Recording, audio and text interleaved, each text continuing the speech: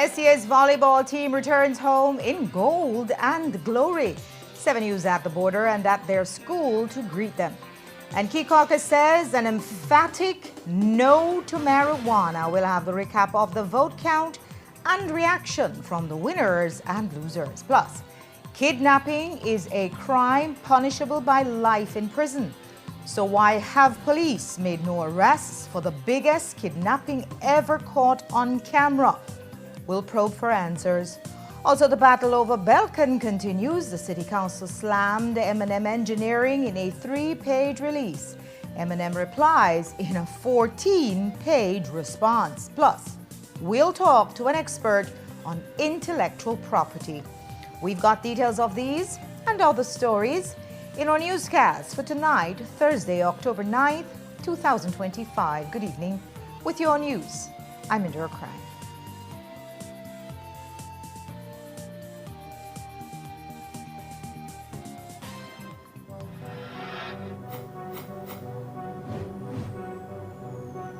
Please, you're watching the Nation Station, Channel 7.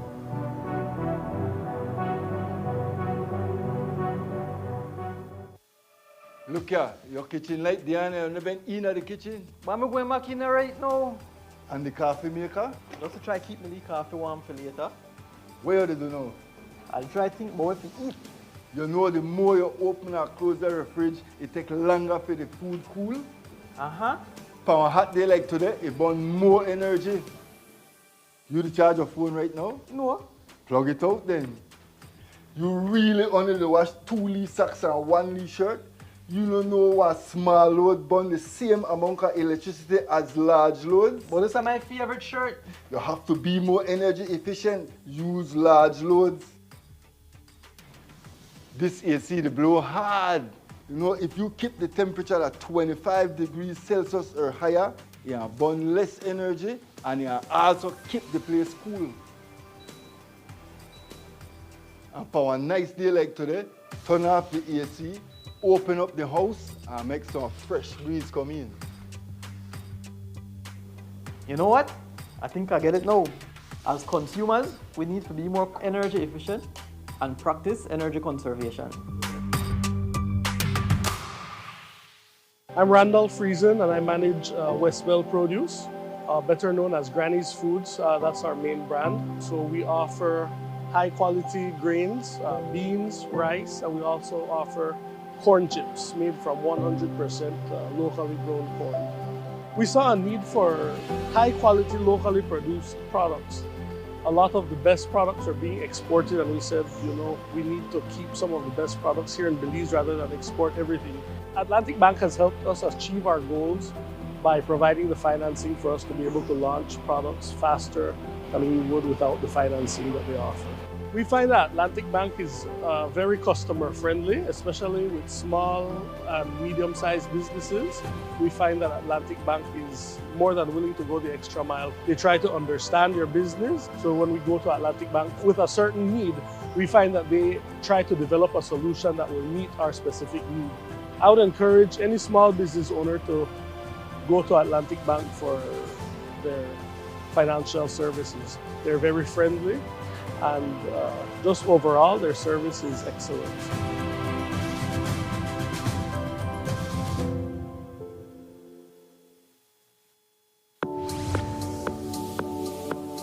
It's an massive season with massive deals and rewards at Penny's. From now through December 31st, earn double B-Bucks on store-wide purchasing every Saturday. That's right, 2 times the B-Bucks, which means 2 times the cash back when shopping at Penny's. Plus, get even more rewards with B-Bucks Builders on home goods, tiles, appliances, paints, and lights. And don't forget, there's also massive deals and discounts on tiles and the best brands in paints like Benjamin Moore and BH. Rewards, deals, B-Bucks. You can get it all this massive season only at Penny's. Quality and savings. But you have personality flaw and you have to correct a flaw. You have interpersonal conflicts which erode your support base. Yeah. Shine Borough. Your constituents don't want you. 8 out of every 10 voters rejected you. Your party doesn't want you. The majority of the people in our party, we're sick of this. We're sick of seeing what's happening in our party. Your own family doesn't want you. It's well known in the constituency that Finnegan wasn't with you. The Borough thinking is along my line that there is need for change of leadership in the party. Shine Borough, if your own pa no want you, if your uncle no want you, what makes you think the people want you? It's time for you to grow up and step down.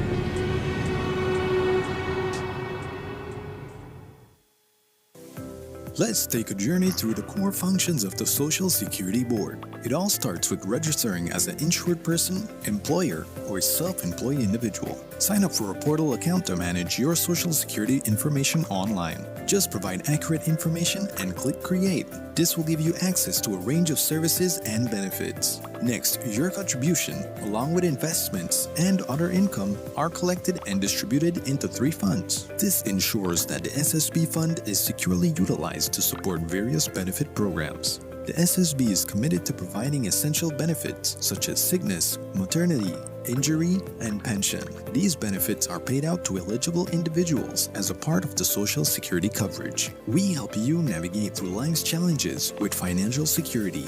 Annual surplus accumulates to grow the fund each year. This surplus is invested into various industries, contributing to the growth and development of our nation. With each passing year, the fund continues to grow due to the annual surplus and interest revenue earned from prudent investments. This surplus, along with reserves, helps to bolster the SSB fund and provide a safety net for those in need. We've arrived at the end of our journey to better understanding how the SSB works. We remain committed to serving you and building a secure future for all Belizeans.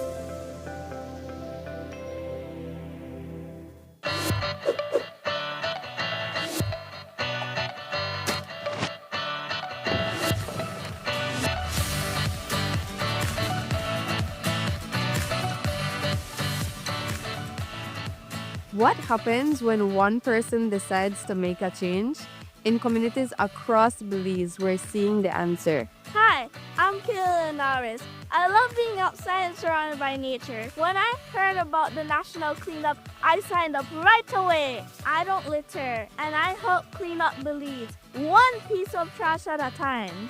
It starts with one choice, one moment, one step towards something better. Across our beautiful country, everyday heroes are making a difference. In just one day, nearly 2,000 volunteers collected over 40,000 pounds of garbage. From local groups to national partners, Belizeans are uniting to protect what we love. Every cleanup, every piece of properly disposed waste, every conversation, it all creates a ripple effect. But we can't just continue to clean up after everybody's mess. Let's prevent it and be proactive, not reactive. Because remember, our Belize, our responsibility. Bin it.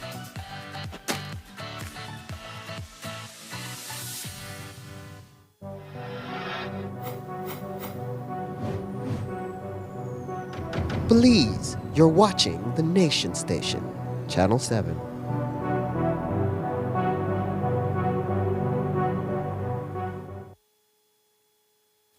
Tonight, Kikaka is back to its go-slow way of life after the excitement of yesterday's historic referendum.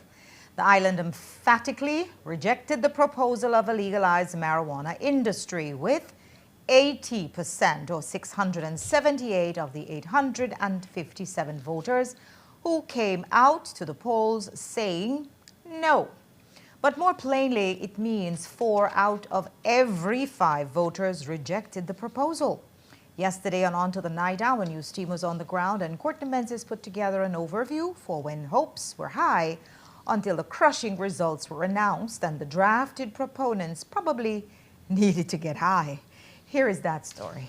Of the votes counted, for yes, a total of 176, which represents 24.54%.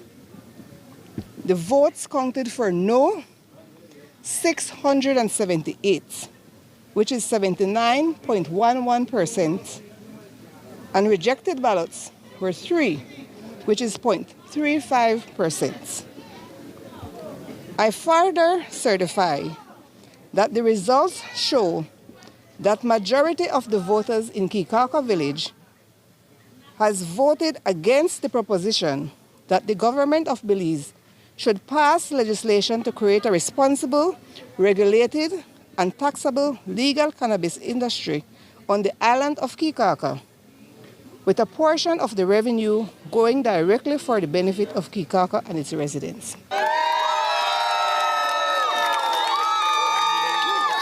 Those are the cheers of the Hope Not Dope team in Kikaka after they won by a landslide in yesterday's referendum.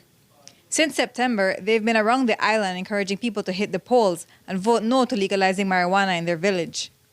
The main face behind the campaign was Church Senator Louis Way Jr., who explained why he so strongly opposes the creation of a marijuana industry in Belize. I grew up in a generation that got drug education in school.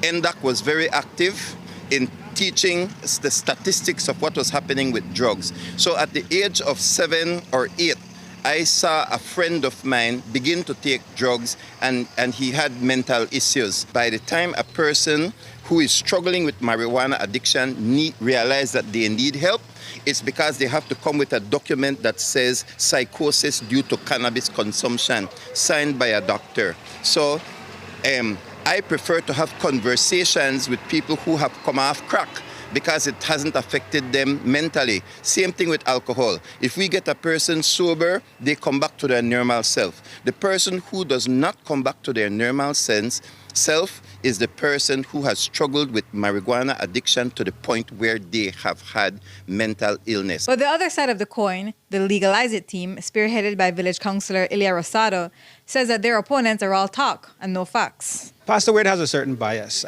He claims to have a science degree, but his facts and statistics, I've actually never seen them anywhere else. I'd honestly like and be interested in learning more about his sources because I'm always open to changing my mind. But from the things that I've heard him say, it sounds like it's coming from more anecdotal evidence than actual scientific, objective evidence. That's what I base my beliefs on, and that's what I base my reasoning on. He added that their main goal is not just to legalize marijuana, but to use the industry as a new and innovative way to generate more income for the council. We get $5,000 a month from the government, and our staff payroll is between $6,000 to $7,000 a week. We can't afford to maintain these streets. If you have your camera pan around, you'll see flooded streets this way, that way, and that way in every single direction.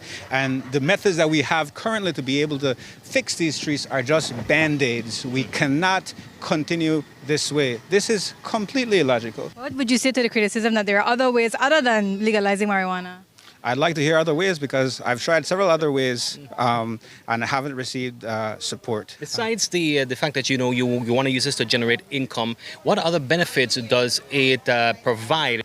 If we talk about the social impact, for one, we have less people being incarcerated for non-violent crimes. Our priority will always be the poor and underprivileged, and they are vastly affected when it comes to these issues, far more than anyone else. But while he may have good intentions, it was rejected by almost 80% of the voters that came out. Still, they do agree that they need better infrastructure, just with another source of revenue. Kikaka deserves proper drainage. Yes, sir. Proper drainage system. And not from weed money, from tourism money. That promised the island taxes from money that is non-existent. Promise the island from tourism money. It was a no, and it's going to be a no, and I hope that after today, everybody continues to unite as one people and fight for the island as we continue growing together. This is a tough fight, right? We knew that what we were up against, and despite that though, we know that we have very resilient people here. We fought the fight, we came out victorious, we made a very strong, bold statement. This island is for us, and despite all the noise in the market, we overcame it. I need to thank every single one again. You, Kikaker, you spoke out. It is a resounding no. And I thank every single member that came, resident voter that came out to cast your vote. I live here 18 years, and this victory, I want to dedicate it to God. Please, big noise, please.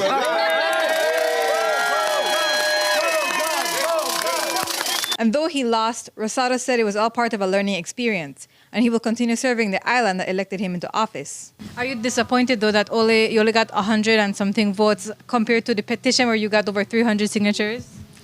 No, not really. I mean, I think there's more that I could have done, but this entire process was a learning experience. And that's the beautiful thing about life, is that whatever happens, if we can look at it beyond just the way we feel about the outcome, there's something beautiful to learn about whatever we experience. I guess kudos to Pastor Wade for a good campaign. And he did, I believe, an excellent job. And, well, even before this, we were cordial, and we'll continue to remain cordial. And I will continue to serve the community as I had made a promise to do so just a few months ago. Courtney Menzies, 7 News. 58% of the registered voters came out to vote, which is fairly high. And while the two sides were battling out, Senator Louis Wade had a message for the government. Karim Musa needs to be replaced as Minister of Home Affairs. The way Wade see it is that holding that position along with the Ministry of New Growth Industries is a conflict of interest, especially when he's pushing for marijuana legalization. Here's how Wade put it yesterday. At this present moment, they're allowing people to smoke in public, to smoke in schools. People are on every corner because the police are conflicted. Who are the police working for? Are they working for the government and the Minister of Police, or are they working for the New Growth Minister? So how can you, as a police officer and a police department, hold down marijuana when your minister is promoting marijuana out on the street? There's a conflict of interest. So we want a new Minister of Police that can actually carry out the laws of the country of Belize. Karim Musa as Minister of Police is an object failure in this country. He needs to be removed from Minister of Police. I think Karim Musa does an excellent job as New Growth Industry. But in the meantime, I want to ask the Prime Minister, please for a new Minister of Police, because we can't have the Minister of Police promoting marijuana legalization in the country of Belize. This is a major conflict of interest. We'll be seeking comment from Musa at the next available opportunity. Tonight, Belize can celebrate its continued regional dominance in girls and women's volleyball. We now have a Codecatur Gold to add to the various regional championships Belize has claimed. And this one was claimed on the road in Costa Rica in some hard-fought matches where the St. Catherine Academy Seahawks under 15 team proved themselves were the champions. They returned to the country in good and glory today, and Jo Marie Lanza has this story from the west to the east. The STA Seahawks, Belize's most dominant high school volleyball team, crossed the Belize-Guatemala border at around noon today after a long travel from Costa Rica. But they didn't look road-weary or too tired because they came home bearing gold medals, among Belize's first in the Codecatur Games. Both of us are emotional and excited that we made history. This is like the very first gold ever. The girls, they work for it, they earn for it through sweat, tears, sacrifice, everything in one. And they were mentally prepared to finish off the game in 2 sets. He prepared them, well, you know, consistency is the key, good mental strength, practicing, getting that game chemistry from from the other girls, just simply motivating motivating people and having teamwork. Our very first game we played against Nicaragua, which was one of the powerhouse. We won that in 2 sets. The second game was versus the host country in Costa Rica. We were in the very hardest pool, and we won those 2 games. We faced semifinals against our neighbors, Guatemala. We beat them in 2 sets. That one, I feel it was very nerve-wracking. As you know, they hustle a lot, but in the end, we were victorious. And, the final games, we had to play against everything, like the noisemakers from Costa Rica. The Costa Ricans, they were so friendly. The hosts, they were nice and friendly. They were wearing our flags literally in a good, positive way, cheering us on as well. After a quick stop at Mopan Tech in Benque, where they were welcomed with food and drinks, they gave a few motivational speeches and then headed out on the highway towards their home base at SCA in Belize City, where the entire school was waiting, eager and proud to see that towering golden trophy.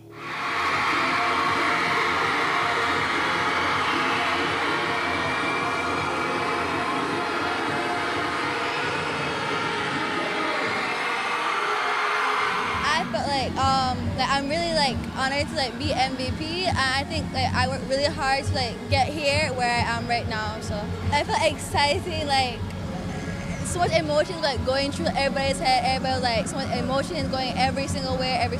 After the welcoming ceremony, the team set off on a victory motorcade through the city.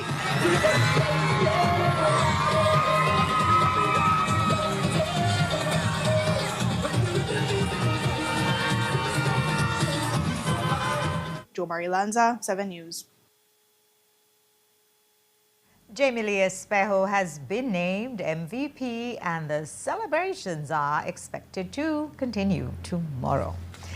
We'll take a break now. When we come back, Jareem, 32, Stain. Police blamed him for a lot of the recent gang violence. He got bail 2 days ago, but today police dragged him back to court where he wasn't so lucky. And later on, kidnapping is a crime for which the maximum penalty is life behind bars. So why has no one been charged for Budna's abduction? We try to find answers.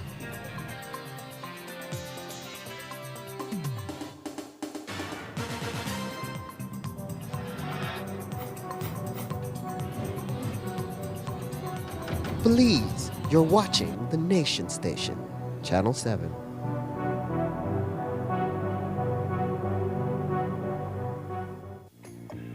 Remember, not all light bulbs are created equal.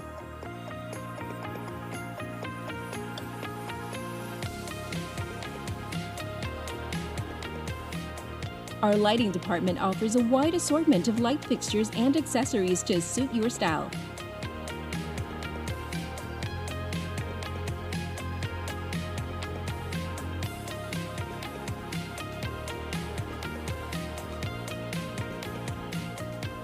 So stop in today and get the right illumination for your homecation. And don't forget your B-Box when you make a purchase. Benny's, quality and savings.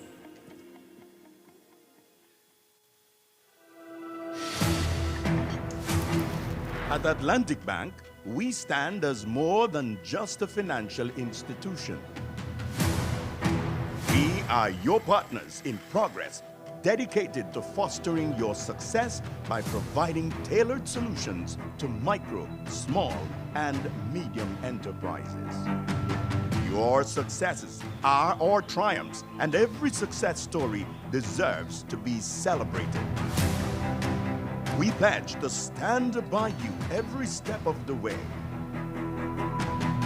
Today, we celebrate the values that define you with your unwavering dedication, steadfast commitment, boundless innovation, resolute work ethic, and unyielding ambition.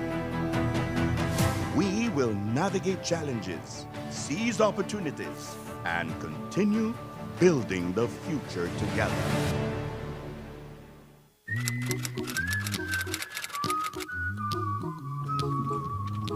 No Wi-Fi.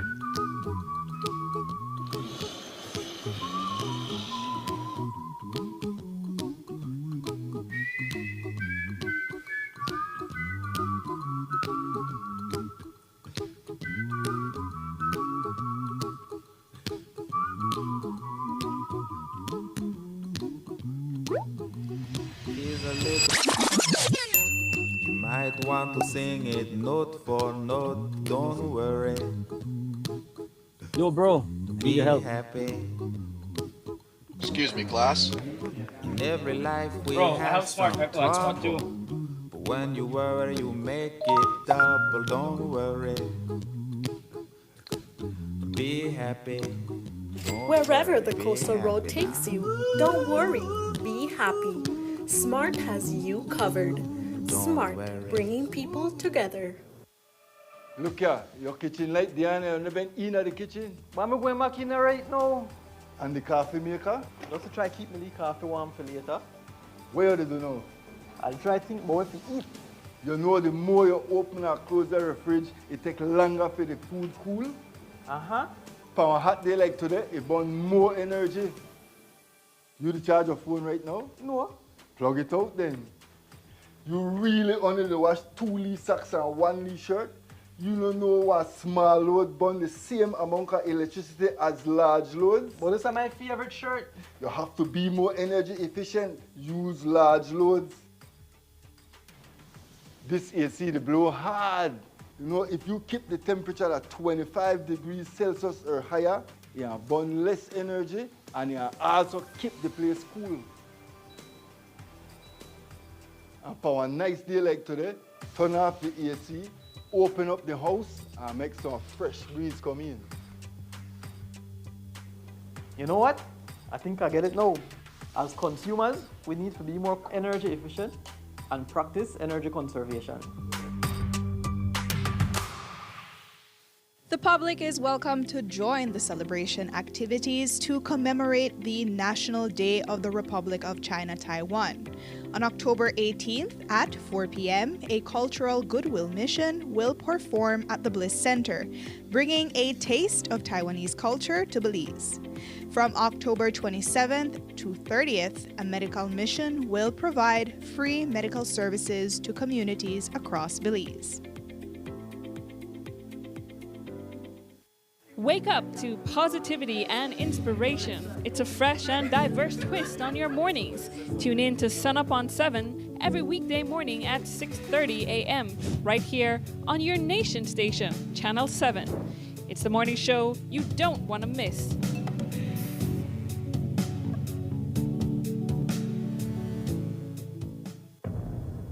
Shine Barrow's been playing pretend and make-believe his entire life. Look at the characters he's played. Hustler. The gangster rapper. I never had hope until I sold those. The convict. I shot somebody in the club. The believer. He's gone to Israel and taken on the new name Moshe Levi Ben David. The politician. I certainly would want to lead the party. You heard it here first. Shine wants to be party leader. Party leader is only the latest role he's pretending to play. But the game is over. Everyone is tired of playing. But like a spoiled child, he's forcing everyone to keep playing. And why? Because he needs to keep the delusion going. You know, there's this vast demand for shine. And for the people overall to just have a love and an affinity for me. This is what happens when a child never grows up. He was never leading the party. He was propping up a fantasy. He needs to grow up and step down. He needs just to sit down in isolation and contemplate his whole life.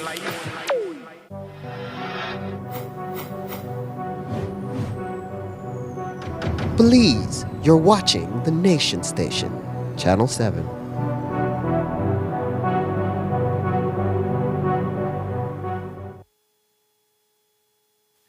There was plenty of courtroom drama today when 22-year-old Jareem, 32 Stain, a well-known figure from Electric Avenue, was back before the Chief Magistrate, Deborah Rogers, facing 2 new charges of contempt of judicial order. This is after police failed to get him remanded 2 days ago. The new charges stem from allegations that Stain twice failed to sign in at the Balama police station in violation of his high court bail conditions.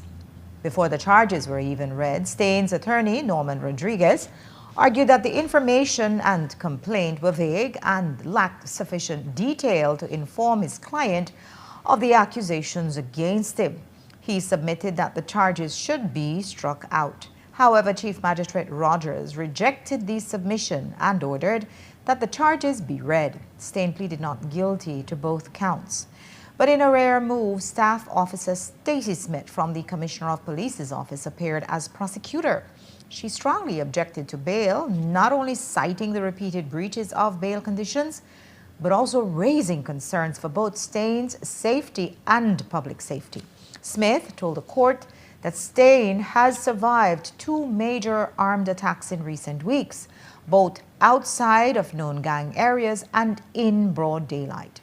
She said the first attack on September 3rd, the same day he allegedly failed to sign in, saw 28 expended shells recovered near a school on Philip Golson Highway. The second attack on September 26th involved 78 rounds fired by three gunmen in another public area. In both cases, no one was seriously injured. Smith said police intelligence suggests at least 5 individuals have made attempts on Stein's life using multiple weapons, a pattern of premeditated, coordinated violence that poses a grave risk to the public whenever he is targeted. She argued that remanding Stein was necessary, quote, for his own protection and for the protection of ordinary citizens who might be caught in crossfire. Attorney Rodriguez countered that Stein had medical reasons for not signing in, producing documents from a KHMH doctor and emphasizing that his client is a father of 2 and the family's sole provider. He insisted that even if remanded, the Belize Central Prison could not guarantee his client's safety. After hearing both sides, Chief Magistrate Rogers ruled that Stein's repeated breaches of bail conditions, coupled with credible threats to his life and the risks posed to the public, justified denying bail. They allegedly robbed a police civilian staffer of his cell phone and other items at gunpoint, but the SPU caught a crew of 5 shortly after and recovered the stolen items. Today in court, one of them pleaded guilty, but all 5 are on remand tonight. 4 of the accused are very well known to police. 24-year-old Shemad Nunez, 19-year-old Shemar Zuniga, 26-year-old Edward Saldano, 22-year-old Rudolph Gibson, and 20-year-old Devon Garcia, who live in the same West Street neighborhood. They appeared unrepresented before a senior magistrate in courtroom number 3, where they were jointly charged with robbery for allegedly stealing a $500 cell phone from 23-year-old Aaron White. In court, Zuniga pleaded guilty to the charge, while the other 4 pleaded not guilty. The prosecutor did not withdraw the charge from the remaining accused, arguing that all acted together in the commission of the offense. Zuniga's sentencing has been deferred until October 17th, when the court will hear from his character witnesses before sentencing. Due to the seriousness of the charge, bail was denied for all 5 men, and they were remanded to prison. Tonight, the BDF continues to collect what can only be called bomb relics from across Orange Walk, and they come in all shapes, weights, and sizes. The awareness of the danger of these relics only came after 25-year-old Jose Valencia was killed 5 days ago when he was welding hooks onto one of the 3 bombs his boss, Dave Burgos, owned. They plan to use them as ornaments, as some in the north do. Today, when we spoke with the area representative for Orange Walk South, he confirmed that there are more bombs scattered across in the district, and he sympathized with his former PUP colleague, Dave Burgos. I listened to the interview from Mr. Burgos, and I feel for him. I really sympathize with the family of the young man who died, and even with David Burgos, I don't believe that he in any way intentionally would have caused this to happen. And I have said in cabinet to our colleagues that I know that I have seen many of these bombs or bomb-looking structures around in Orange Walk. I've seen them at scrapyards. Since there's a scrap metal market, people go around looking for these things, and I've seen a number of them. So what Mr. Burgos said on his interview is really true. I've seen it before. Now, I would have never believed that seeing this thing in a scrapyard that it would be an active bomb. To be honest, I would have never seen something like that. I've never suspected something like that. And our worst fears came true. I mean, and this is only a matter of time before somebody else had another experience, because I've seen those things around. I think that we must, as a government, look at it more seriously and try to find a way to get these things out of where they are right now and put them in a safe place or destroy them, because it's going to happen again. I mean, I think it is irresponsible to leave bombs in a country that you use to practice. It's just some irresponsible. You know? It's like you go to a firing range to practice your shooting and leave a rifle and rounds thrown in the field. I think that something needs to be done about that. Definitely, because it's going to happen again.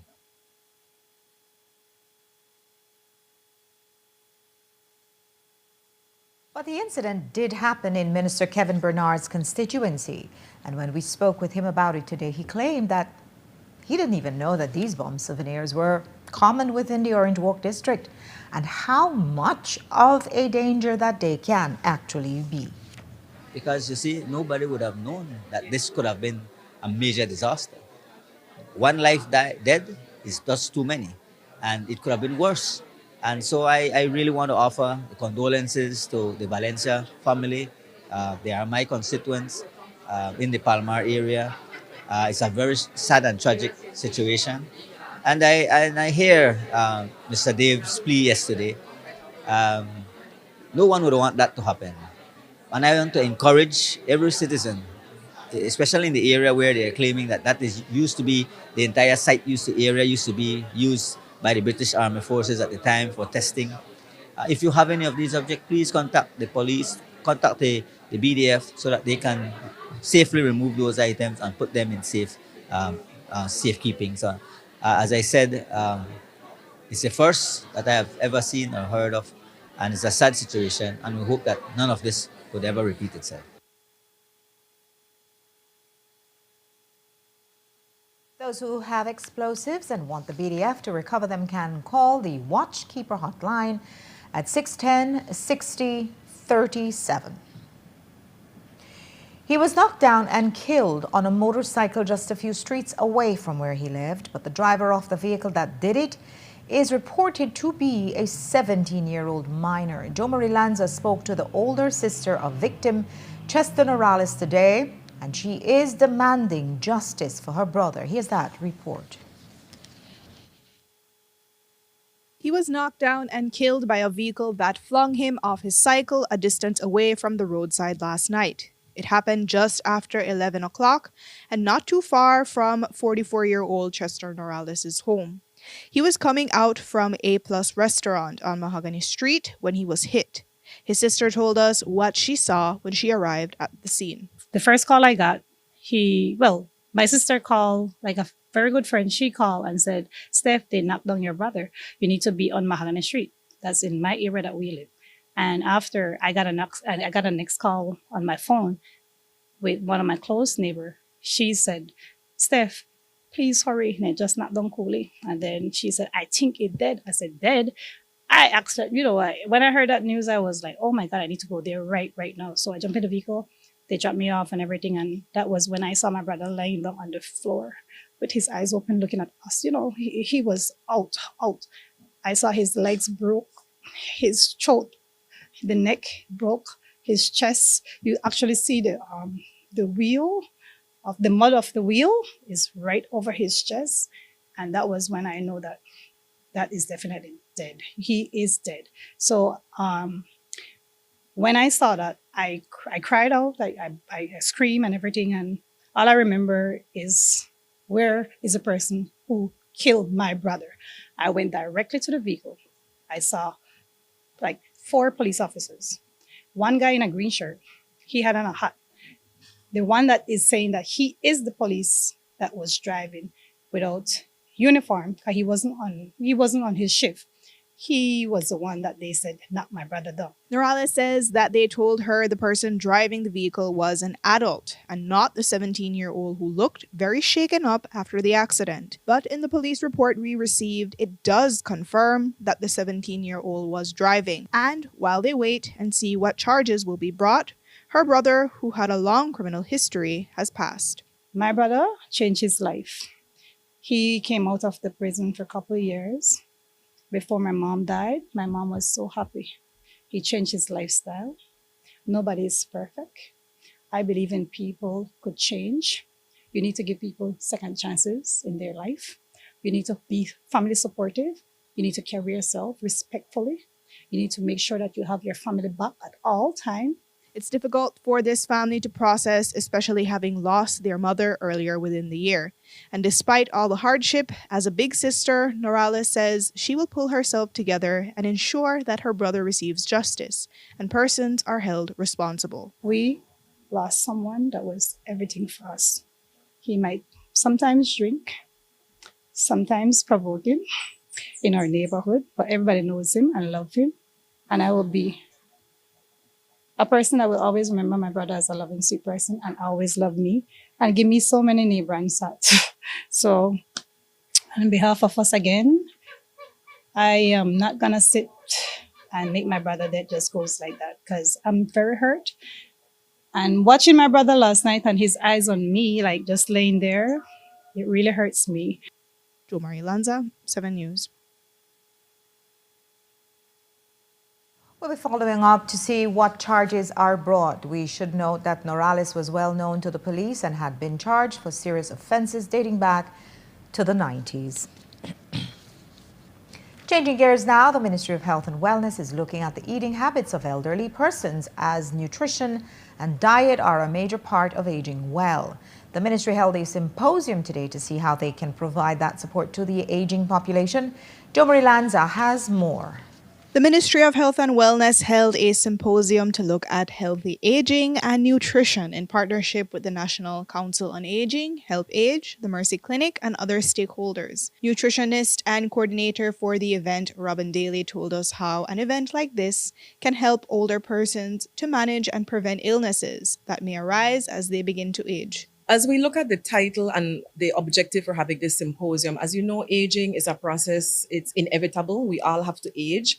And we have also to work with different age groups and different sectors in the community. And many times we're looking at the adult population, sometimes children. So we have to also cater our activities that will also cater to the elderly or the older person's population. So we're looking at providing information, providing a medium where we can share what our entities are doing.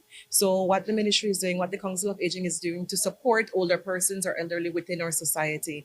And a big focus today is on nutrition, because as you know, it's very important as we look at managing disease and actually helping to prevent illness in older years when we see it's most common. The symposium also served as an educational fair for the attendees. They were able to learn more about healthy eating from the 3 different booths, and they were also given a recipe book to help them plan and consume more nutritional meals. We asked Daly what are some of the most common deficiencies and diseases that can arise from a poor diet. So the leading causes of death, no surprise, is NCDs. So we're looking at heart disease being number 1. Diabetes is also up there at the top. And also we are seeing high levels of iron, anemia. We didn't do further detail to see if it's iron deficiency anemia, because there are different levels. Anemia looks at just having a low HB level. So the HB level in the blood is low. But there is a lot you can do also looking at nutrition. What can you put in your diet more? What can you consume more to prevent cases like this and to manage it? So that will be shared a little bit in my presentation. But so far, those are the key causes of mortality and nutrient deficiencies affecting our older population. The minister also spoke more about the importance of including the older population in their national nutrition policy and what kind of support they are providing for them. I think it's important for us to be here, and at the same time to highlight the importance of looking at our population and stressing the need for us to take care for our elder citizens, but at the same time to promote healthy eating. Because we have to understand that we all will get to that stage and we age every single day. But we have to encourage, and the ministry, through its national nutrition policy, has encouraged various steps, starting from the healthy eating habits in the schools. We're talking about putting legislations to deal with sugary food and drinks, trans fats, and all of these things. But all these things have to start from a very early age. And as you relate to now aging, we've seen a lot of our population in the upper 60s that are suffering from hypertension, NCDs, which is a burden in the health system. We need to ensure that we can educate them. We need to ensure that we are able to provide that support.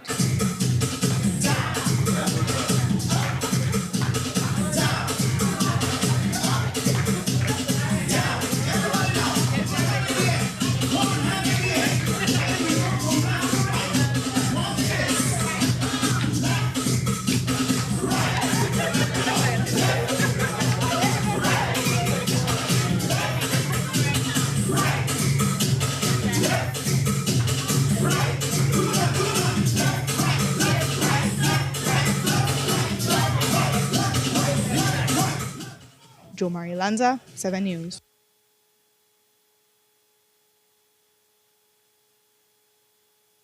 And also at the event was the Director of Public Health and Wellness, Dr. Melissa Diaz-Musa. Reports say that she will be leaving the ministry soon in an unexpected departure. But when we asked the minister about it today, he kind of danced around the issue, saying he'd heard the same but hadn't received anything confirmed. Let me say that Melissa has been very well respected in her position. She and I and all of us have a very good working relationship. I know that she has done and contributed a lot of major work in the ministry. We will miss her if she does decide to go. And I will encourage, as I said, I wish her all the best in her endeavors, should that day come. I have not seen an official letter, and so I cannot say. That's just speculation. But as I said, if it's a decision that Dr. Musa has decided to move on, then that's her personal prerogative. And I wish her all the best. As I said, she has done a phenomenal job as Director of Public Health and Wellness. We'll keep following the story. If you have relatives in the U.S., you've probably heard about the importance of a credit score. It's the basis for accessing any kind of credit, and the logic is simple. The better your score, the better the deal you get from banks, microcredit, or hire purchase businesses. And now, for the first time, Belize is introducing a centralized credit reporting system. The initiative is being led by the central bank, which has hired an international firm called CRIF to spearhead the program. Governor Kareem Michael says credit reporting should drive down borrowing rates. Where comprehensive credit infrastructures exist, the cost of lending decreases, more people gain access to finance, and financial inclusion expands. In simple terms, when information about borrowers is reliable and readily available, credit becomes less risky, more affordable, and more widely distributed. Differentiating between the creditworthiness of clients becomes very difficult when credit reports are lacking. In other words, without a way to distinguish between borrowers, lenders hesitate to extend loans. To compensate, they raise interest rates, ask for excessive collateral, and deny credit altogether. There's a bit of discriminatory lending practice also involved in this. Our credit reporting system addresses this imbalance by providing transparent, standardized credit histories. It helps lenders make better decisions, reduce the cost of borrowing, and opens the door for more Belizeans to participate in the formal financial system. With the CRS, even small enterprises can build what is known as reputational collateral, a financial track record that substitutes for physical collateral. So it brings more people into the formal financial system, ensuring that credit is available to many. And as credit flows more efficiently through the economy, investment and growth are stimulated. Consumer protection is not optional. It is legal and ethical obligation. That protection extends to empowering consumers themselves. Under the Credit Reporting Act, every individual has the right to access and verify the information that the credit bureau holds about them. Each consumer is entitled to obtain one free credit report every year, ensuring transparency and giving consumers the opportunity to understand and correct their financial information if needed. And in the question and answer period, Michael also broke down how a credit reporting system should assist the smallest borrowers. What the Credit Bureau seeks to do, and you've heard it in both presentations, is to provide information. Information that will then allow primarily those who issue credit to be more informed about the profile of that individual or that micro, small, medium enterprise who's applying for some sort of credit. That information then gives that lender some better, a much better assessment on what the repayment capacity or creditworthiness is. With that level of information, you are then, or that lender is able to then say, well, your interest rate or the terms of which I construct your loan is now this because you have given me this level of information. Without that information, what typically happens? We tend to have practices that might just say, hey, 8% across the board for all individuals. And then a select few might be able to get something much lower. It reduces that across the board tendency by most individuals. I could be somebody who is not at a certain income level, but I have consistently paid my utility. I have consistently financed a loan from a money lender. And I think that across the board lending rate may not be fair to me because I have practiced good borrowing practices and I've shown that I'm a good borrower. So can I get a better lending rate? And this is what we're trying to introduce typically. The Credit Bureau often exerts downward pressure on average lending rates in every jurisdiction where it's implemented. With other Credit Bureau, the judgment that a lender does without being finger pointing anybody is based on subjective evaluation. Whilst when you've got a Credit Bureau up and running is objective. So that's one of the main differences. The system is set to launch early next year. The cost for creditors to access a report was not disclosed today.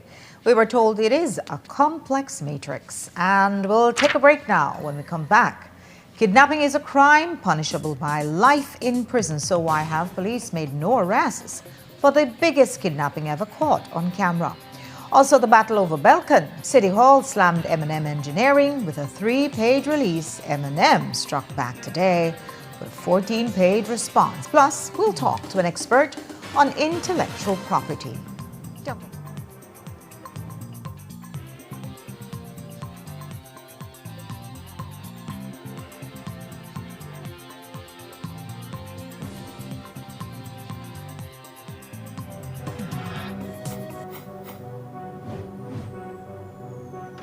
Please, you're watching the Nation Station, Channel 7.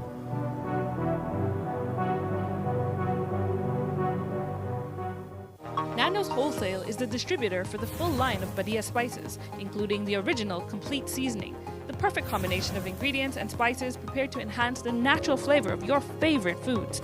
Also, cinnamon powder for all your desserts, fruits, and beverages, and as special dishes. All these are available in commercial sizes or restaurant packaging.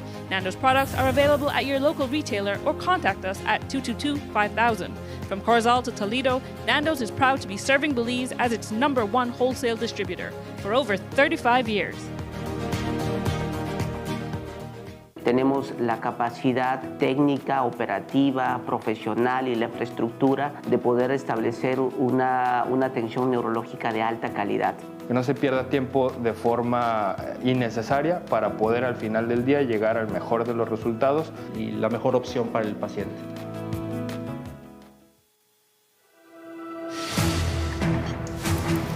At Atlantic Bank, we stand as more than just a financial institution. We are your partners in progress, dedicated to fostering your success by providing tailored solutions to micro, small, and medium enterprises. Your successes are our triumphs, and every success story deserves to be celebrated. We pledge to stand by you every step of the way. Today, we celebrate the values that define you with your unwavering dedication, steadfast commitment, boundless innovation, resolute work ethic, and unyielding ambition. We will navigate challenges, seize opportunities, and continue building the future together.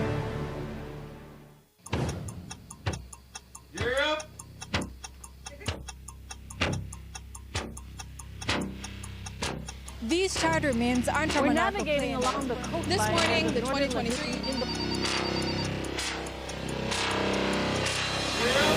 Good evening. Good evening. I'm Cherie Kelsel, and here's what's ahead for you on 7 News Tonight. We've got details of these and other stories in our newscast for tonight. Good evening. With your news, I'm Indra Craft.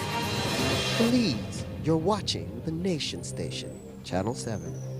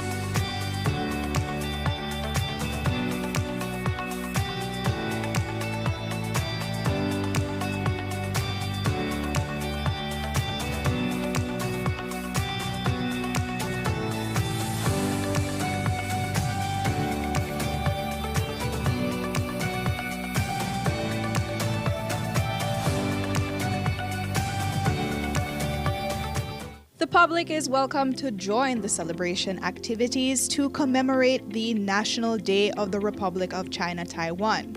On October 18th at 4 p.m., a cultural goodwill mission will perform at the Bliss Center, bringing a taste of Taiwanese culture to Belize. From October 27th to 30th, a medical mission will provide free medical services to communities across Belize. Look here, your kitchen light there and you been in the kitchen. But I'm going back in there right now. And the coffee maker? Just to try keep my coffee warm for later. What do you do now? I'll try to think about what to eat. You know the more you open or close the fridge, it takes longer for the food cool. Uh-huh. For a hot day like today, it burns more energy. You charge your phone right now? No. Plug it out then. You really only wash 2 Lee socks and 1 Lee shirt? You don't know what small load burn the same amount of electricity as large loads? But this is my favorite shirt. You have to be more energy efficient. Use large loads. This AC, the blow hard. You know, if you keep the temperature at 25 degrees Celsius or higher, you burn less energy and you also keep the place cool. And for a nice day like today, turn off the AC, open up the house and make some fresh breeze come in. You know what? I think I get it now. As consumers, we need to be more energy efficient and practice energy conservation.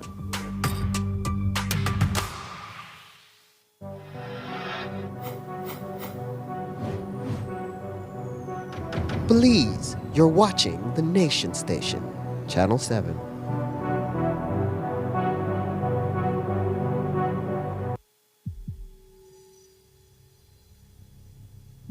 In an emergency, people may try to take advantage of a person at risk, including children and women. Avoid this from happening to your family members by practicing the following. Be aware of strangers offering to take your children away and promising to help you or your family. These offers are not always genuine, and a child could be at risk of violence, exploitation, or abuse. Make every effort to let your children know that they can tell you if something happens to them, and it doesn't matter who the person is, that you will listen and report it. Talk to your children and let them know that they should ask for help immediately if someone tries to touch them in an inappropriate way or make them feel uncomfortable. Report any negative behavior or conduct by anyone. By following these tips, you can ensure the safety of your family.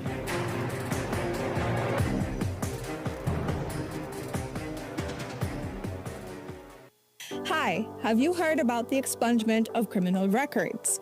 Well, as of August 1st, 2024, the Criminal Records Rehabilitation of Offenders Act allows for you to apply to have certain criminal charges permanently erased from your record. Isn't that amazing? So, what makes you eligible to apply for expungement? The offense must qualify for expungement based on Schedule 2 and 3 of the law. You must meet the applicable rehabilitation period.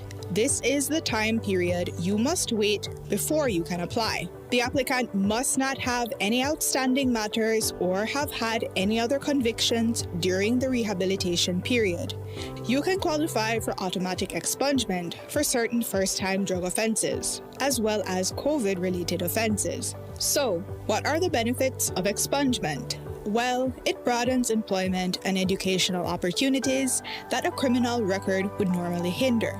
It gives you a peace of mind, away from the stigma of having a criminal conviction, and provides you with access to services that may be otherwise restricted. If you have a past criminal conviction, here's what you can do to get it expunged. First, verify if you qualify for expungement. Then, prepare the application package. Each package consists of 2 forms. Applications are available countrywide. You then make a non-refundable payment of $100 at your nearest Treasury Department and finally submit the package and payment receipt to any Ministry of Human Development office countrywide. Note, applicants will receive a notification within 90 days to see if their application was approved or denied. So, if you are interested, visit any Human Development office countrywide, any magistrate court, or the Ministry of Home Affairs office in Belmopan. For more information, you can call 227-2716 or you can WhatsApp 613-0343.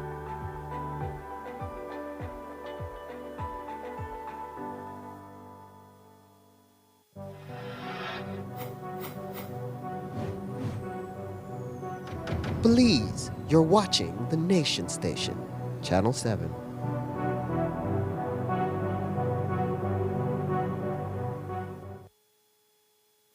Tonight, Joseph Budna remains imprisoned in a Guatemala City jail. His attorney tells us that so far he has not seen a judge, nor has he been told if they are resuming his 25-year sentence, which he escaped from in 2019.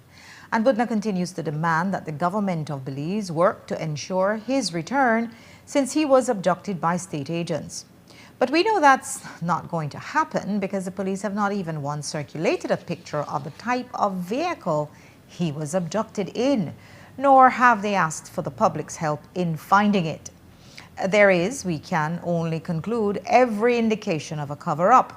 And it starts with the glaring fact that a citizen was abducted in plain view of security cameras owned by the government of Belize. And no charges have been brought against the kidnapper who appeared in the video and were seen by police officers at the Orange Walk station. Jules Vasquez looks at the crime of kidnapping. This is a kidnapping, clear as day for the whole world to see.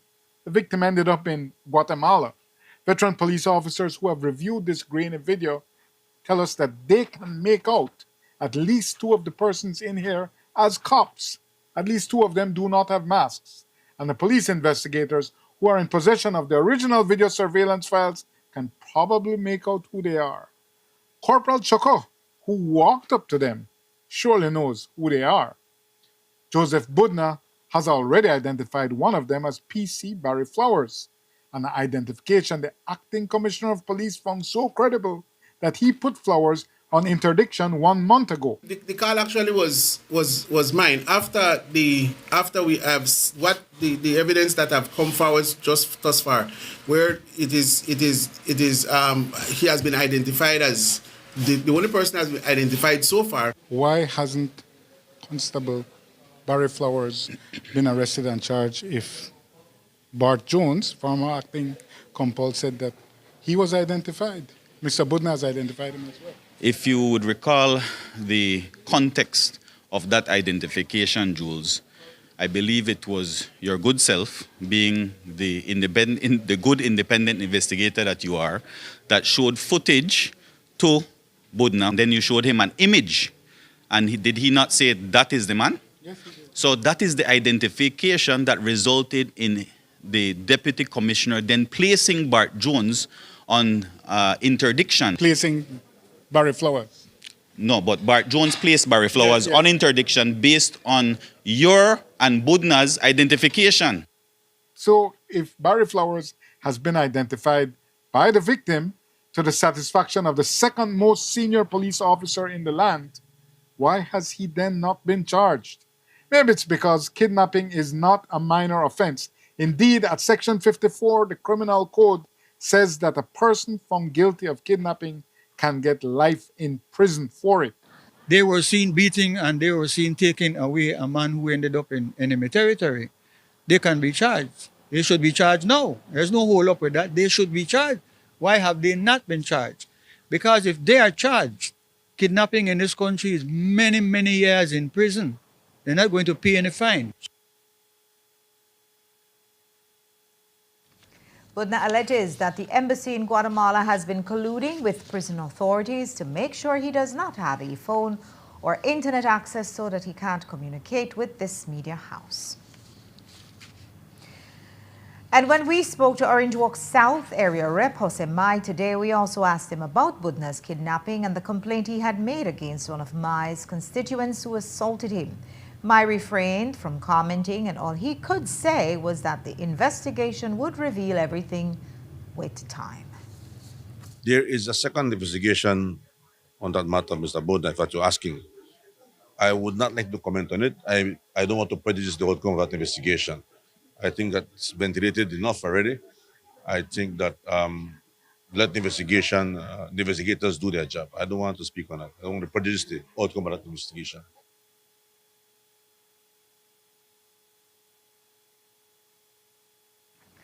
City Hall and its Lebanese engineering supervisors, Turba, slammed M&M Engineering with a 3-page release. M&M has struck back with a 13-page release and response, and it's too lengthy and detailed to go into here, but it basically makes a case that their design was taken by Turba for the Belcan Bridge and that the modifications Turba made were unnecessary or inadequate. It says, quote, M&M Engineering Consultants Limited stands firmly by the integrity, accuracy, and completeness of our original Belcan Bridge design. Our work was guided by rigorous geotechnical data, international engineering standards, and decades of proven experience in bridge design and construction across Belize. In contrast, the so-called supplementary design presented by Turba Limited introduces uncertainty, contradictions, and incomplete specifications that jeopardize both structural integrity and public safety. We therefore reaffirm that M&M Engineering Consultants Limited's design remains the only technically sound, fully developed, and construction-ready solution for the Belcan Bridge, a bridge designed by Belizeans for Belizeans. As we have said, this will probably end up in court, and the battle will be substantially over whether M&M's intellectual property was unlawfully taken. So we sought expert opinion on this today. Marissa Longsworth is an attorney who specializes in intellectual property. She's not involved in the case and has not seen all the agreements, but she did speak in specific terms about what constitutes ownership of intellectual property. As the City Council has stated, there is no copyright on intellectual property for engineering designs you've sold to the government. Copyright is automatic, so it's not granted by any one person. So the minute that an architect draws, the copyright is vested in that architect. It's implicit. It is implicit. It's automatic by in the act of creation. Default. In the act of creation, you are a copyright owner as a result.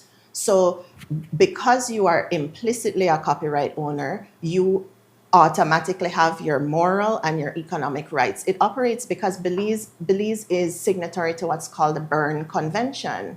The Berne Convention guides all signatories around the world how to treat copyright. But the concepts of authorship, ownership, and moral and economic rights, that is implicit wherever you are once you're in a Berne Convention country. So the minute I start to create something, yes, I immediately invoke my implicit moral right. Yes, you do. That is then inalienable. That's correct. It's waivable, but it's non-transferable. So you, as I said, you can say to someone, okay, I'm doing a painting, but you don't have to show my signature. That's okay. I'm waiving my right to be attributed as the author of this painting. But I will never be able to say, Jules, hang it up in your house and sign your name on it like that you painted. That would be a transfer of your moral right, and that is not permitted. So what is it an intellectual property owner sells their right, in this case to the government of Belize? We'll examine that tomorrow. And that's all we have for you for our newscast tonight. Thanks for watching. With your news, I'm Indur Craig. Remember, you can find a full transcript of the news at 7newsbelize.com and see the streaming video on our Facebook page. Join Miriam Abdul-Kawi here tomorrow, and I'll be seeing you back on Tuesday. Until then, have a great one.